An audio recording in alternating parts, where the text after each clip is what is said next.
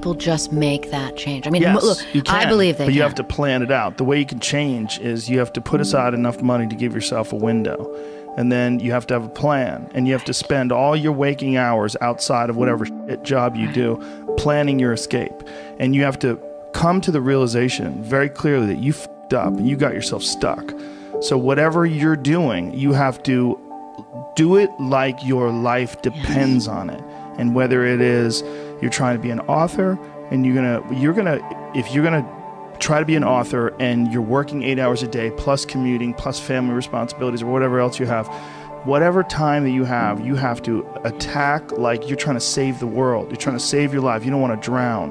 That 1.5 hours a day that you have to write, God damn, you better be caffeinated and motivated. You got to go. You got to get after it. And you got to have discipline.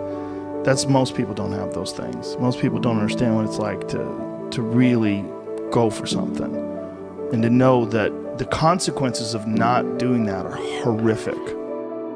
I think here's an important thing too. Failure is important. It is important. I think failure teaches you things that you don't learn from success. I think failure gives you an opportunity for self-examination. It also gives you a feeling that is very uncomfortable. And that very uncomfortable feeling helps you grow. That when you feel like you screw something up, like when I've had bad podcasts, my podcast has always gotten better afterwards. When I've had bad stand-up sets, I've always gotten better after that, because those bad sets motivate you. They give you a perspective like, hey, here's some clear examples of where you f***ed up. Yeah, what not to do. Yeah, don't look at these failures as like proof that you suck. Look at them as opportunities for growth. Look at them as opportunities to be motivated to do better. You have to make mistakes. You've been there, you feel it, you understand what it is, and then you have that time to adjust.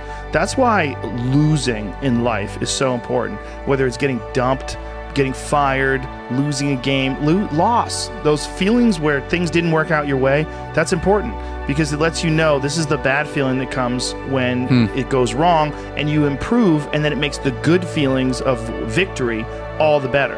And I mean that, in a relative sense, like even getting good at something. Forget about victory, like making a terrible book that gets rejected by every publisher and then writing a really good one and people accept it and you're like, fuck, I got better. Yes. Like that's that feeling. Interesting, yeah. Those feelings of failure are really critical for your motivation.